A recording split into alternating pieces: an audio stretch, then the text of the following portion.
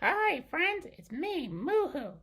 You guys are so lucky because you get to use computers and tablets and phones and chat rooms and all sorts of cool stuff. Do you know what cows get? We get scarves. Scarves are actually pretty cool, but they're not as cool as computers. I wish I could use stuff like that. Well, anyway, you guys are lucky, so I really don't have anything to teach you about computers or any kind of internet safety. So I guess I better have Mr. Ditch come. Oh, wow. Hi, fourth grade. Thanks, Moo-Hoo. Thanks for telling us that you don't have anything to teach us. Of course you have things to teach us. Maybe you can help later. But, friends, Moo-Hoo is right. We are here again to learn about using technology, using the internet, using computers, and all that stuff safely. So I'm going to move my face out of the way, and we will get started. Sure we will. There we go. All right, introduction. So this is what we're going to be talking about today. Last time we talked about being kind on the internet. Today we're going to talk about privacy and security on the internet. All right, so what does that even mean? So I think you all know what privacy means, right? It's like things that are just meant for you and not supposed to be shared with the world. Like maybe something that is private is what privacy is. And security means keeping it secure or keeping it safe. So you see the little picture there. There's like a smartphone and it has a lock on it. It's just to secure your private information. And why is it important? So again, same as last time, we're all starting to use so many more things on the internet now, and you guys are kind of getting to an age. Some of you have your own phones, you have your own email addresses, you're creating your own account on things, and there's a sort of a good way to do all that stuff. There's a safe, secure, and private way to do that, and then there's kind of a reckless way that can be kind of dangerous and scary. So the internet is a thing that is cool and it's fun and it's like kind of does a lot of amazing things, but it also can have some trouble. So we're gonna try to make sure that we minimize that trouble by keeping our information secure and private. All right, so for instance, here's some things you're already using. Some of you might be thinking, oh, I don't even have my own tablet, I don't have my own phone. But the truth is, you're all using Google, you're all using Gmail, you're on Epic, most of you, you're on Zern, I know that for a fact, and a lot of you are on Typing Club, or all of you are, and those are just the ones we use in school. I mean, you might use TikTok, you might have a Fortnite account, you might have a Microsoft ID. There's so many accounts and apps and things that you use, so keeping your information private and secure is important. Here we go to the next slide. Keywords. You can guess the first two. Privacy and security. I think I've said those words enough times to make your head explode already in this lesson. And here's another word that I think a lot of you might know the meaning to, but the picture will tell you what it is if you don't know what it is. A hacker. So a hacker is kind of like a criminal or like a bad person that wants to get your information, right? They want to log into your account. They want to take something from you, and we want to keep hackers out. Look at this guy over here trying to unlock that phone that was previously locked. Password. You all know what a password is, but when I say password, note that I also mean like passcode or ID code. There's different terms for it because I know like when you log into an iPhone, they don't actually call it your password, they call it your passcode. But we're talking about the same thing when we say the word password. All right, target. What I'm talking about here is our learning target. So today's learning target is, oh, look at those words, secure and private again. I can keep my information secure and private on the internet. So we are going to learn some ways of how to do that. And then you get to play the next part of the Interland game, which will also teach you and help you learn to keep your information secure and private. And then we're going to read an article about how this security and privacy might be even more important than it is now in the future. All right. Passwords, right? Why bother? Am I right? Who needs a password? They're such a pain in the neck. I go to open my computer and I can't just start using it. I gotta type in my password. Or I slide open my phone and I gotta type in a password. Why bother? Well, please don't be like that. You need to have a password on your accounts. They are the best defense against hackers. So if you have no password, anybody can just log in as you and they can basically be you. You might also have a not very good password, one that a hacker could easily guess. You don't want that either. You don't want someone going onto your Fortnite account and all of a sudden like doing whatever people do in Fortnite. I don't really know, but you don't want someone else using your Fortnite account and sort of ruining your account for you, right? All right. My bike, a cautionary tale. So putting a password on any one of your accounts, especially a really strong password, one that people can't just hack into, is really important. And here is a picture of the bike I owned in high school. And my parents bought it for me, and it was the most expensive thing that I ever owned in my whole entire life. We were actually supposed to go on a vacation, and then I don't even remember why. Maybe we got sick or something, and we weren't able to go. And they agreed to split a new bike with me. I had been saving some money, and they took some of the money from vacation to help me buy a new bike. So I rode it with my friend. We went to Walmart. We parked out front. We were probably going to buy baseball cards or something like that. You know, something that we used to do back in the 1800s when I was a kid. And I remember thinking, oh, I never brought my lock today. And my friend was like, yeah, I didn't either. And we were like, well, we know right where the baseball cards are. They're right by the checkout. We're only going to be in there for a second. So we kind of tucked our bikes back away, weren't really too worried about it. And we figured, you know, who needs a lock? We're only going to be in there for like 2 minutes, right? So we left our bikes unlocked in front of Walmart. Make a prediction, friends. Was that a good idea? So this is what it sort of looked like. And then this is what happened when we walked out. Ah! My bike is gone. And yeah, somebody took it. And actually someone said as we were walking out, we were looking, and someone said that they watched somebody take it, and they actually drove it off and loaded it into the back of a truck and drove away. And my bike that I had saved for months for and my parents helped me pay for was gone. So 10 seconds of locking it up would have saved me quite a bit of money and got me my bike, or kept me my bike, and I wouldn't have lost it. All right, so don't be like me. Don't be too lazy or think, oh, no big deal, this will never happen to me. Unfortunately, bad things like this do happen sometimes, but simple things like locking up your bike. I've never had a bike stolen again since then. I lock up my bike all the time. I have my kids do it, and we've never had any trouble. So if you're smart, then you don't really have any trouble.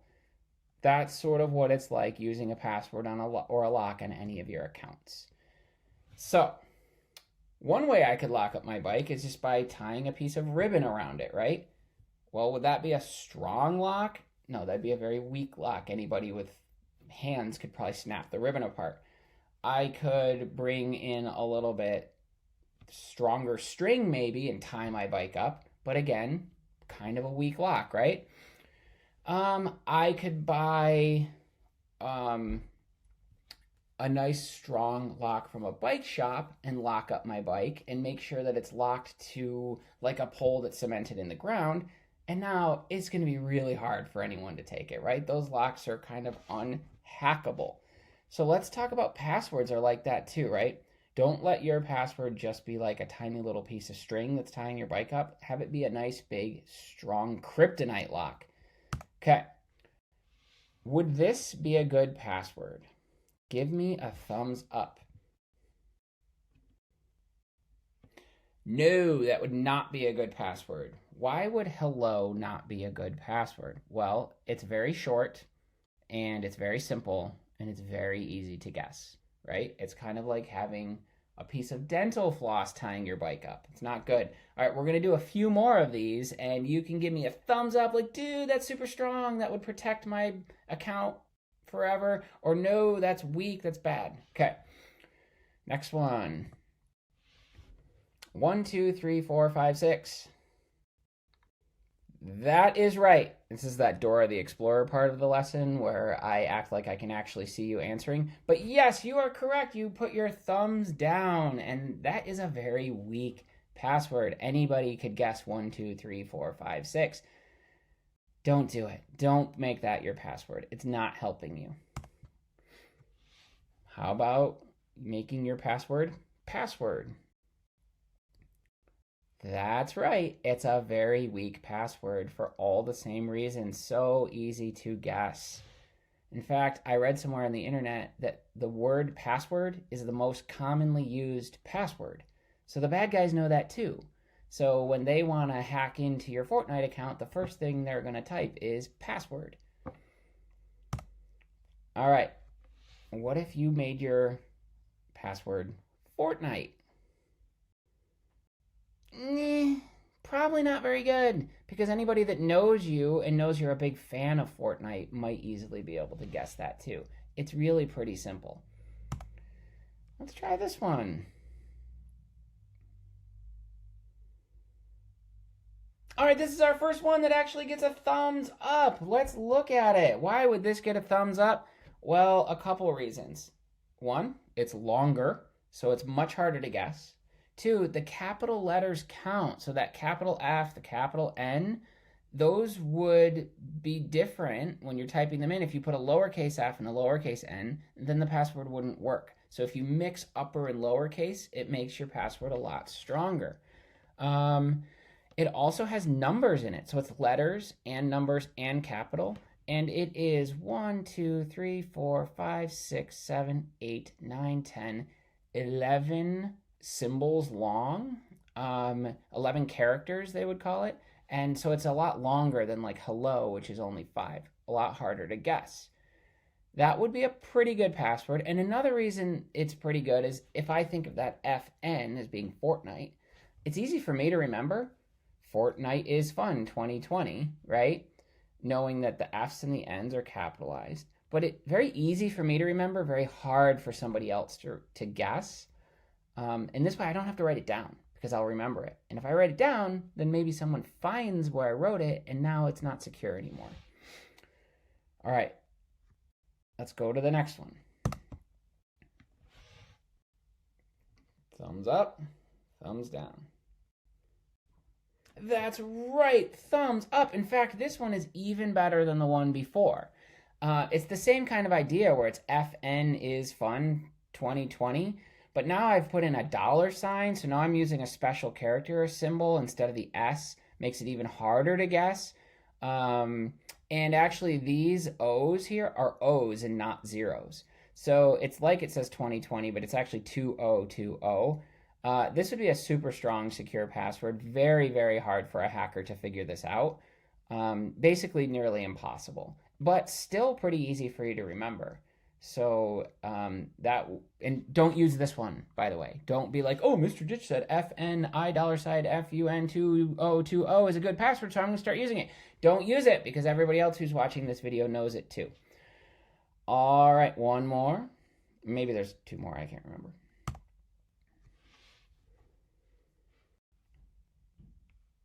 What do you think about this one? Thumbs up, thumbs down.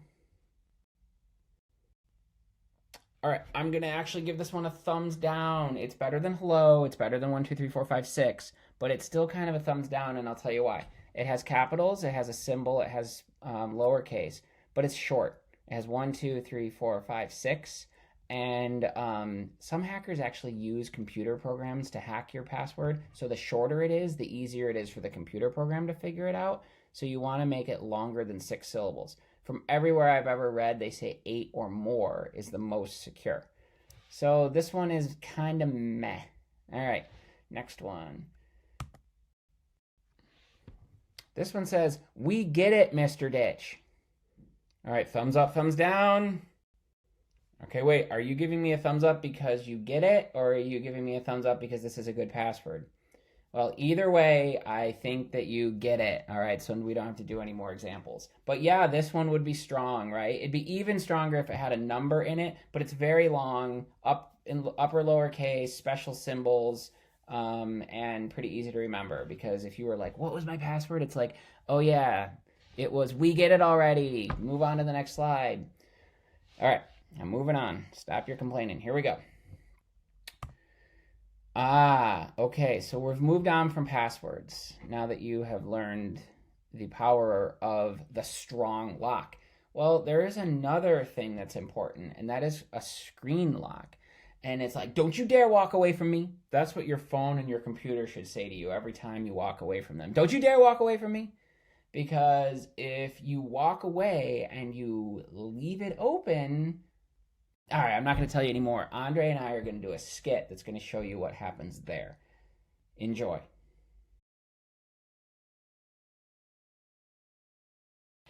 All right, let me just finish up this email. I'm going to send this to the whole class, say hi, 4th grade, ask them how their weekend's going. But all right, actually, first, I really need to use the restroom. Oh, sorry, too much information, but I'm going to just go do that quick.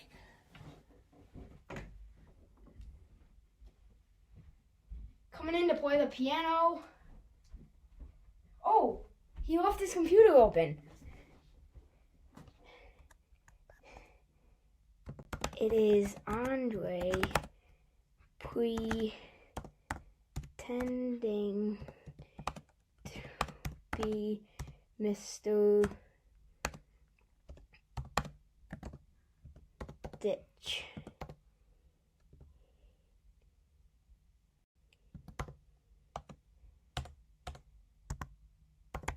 Hacked. Send.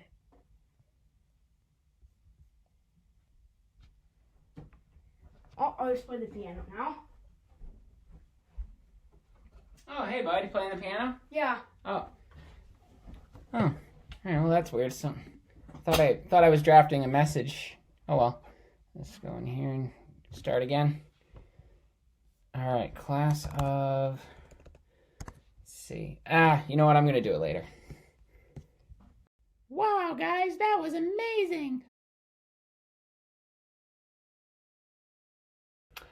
Oh, very funny, Andre. Look, it is Andre pretending to be Mr. Ditch. So obviously I left my screen open and he was able to send whatever he wants. So the way to fix that is when you walk away from your computer, whatever device you have that locks it, so maybe it's closing the lid, maybe it's hitting Control Alt Delete and then hitting lock screen, or on your phone, like it's hitting the power button. So like this is my phone when it's on, right? But like I wouldn't just leave it, walk away with it like this. I would want to click that button and then it's locked, right? So same kind of thing with this screen here. I wouldn't walk away.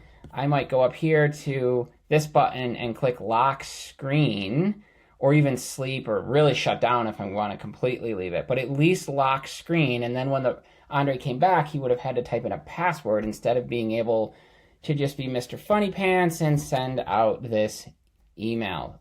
I learned so much about not walking away and leaving my screen open. Of course, I don't have a phone or a computer or a Chromebook. I don't even have fingers to type with. Okay, thank you, Moo-Hoo. Appreciate those compliments. Let me shrink myself back down again. All right, so as you saw, you don't want to leave your screen open. Let's just take a little bit of a closer look. Where is it? Come on now. There it is. This is actually my phone. And this is a screenshot of when it's open. So let's just look just on the first page. If I walk away from my phone and leave it open, look what somebody could do. They could grab it. They could go into my text. They could read my text, which would certainly not be very private, but they could even send a text, and then whoever got it would think that I actually sent it. They could get me in a lot of trouble like that. They could go through my photos. They could go on my Facebook account and post anything I want or anything they wanted. Not very good. They could go on Pandora. Of course, if they did that, they would just rock out to my sweet playlist, so that wouldn't be so bad. But I definitely don't want them on my messages, my camera, my Facebook. They could go in my calendar and delete all my calendar events or put events in there that aren't true. And the really worst part is down here in my email. They could go in my email, and then they could email anybody they want, pretending like they were me, or they could potentially even hack into my accounts because now they have access to my email, and your email is often like your login information for your accounts. So you've got to just be so careful to not leave screens open when you walk away. Let's see the next screen. Oh yeah. So this is what it should look like when you walk away. Notice the lock up here.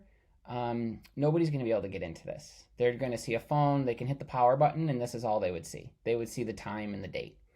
And even if they go to take a picture, they could take a picture, I suppose, but they can't access my photos or see any of it, and they can't really do anything with the picture that they take.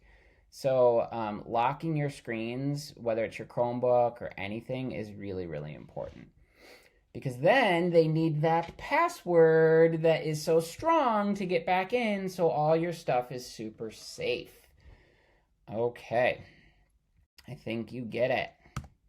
All right, so now on to the independent work direction. So the first thing you're going to do is you're going to play the Interland Tower of Treasure board. So I took a screenshot of it here. Andre and I played through it, and it was a little confusing at first, so I figured I'd explain it really quick.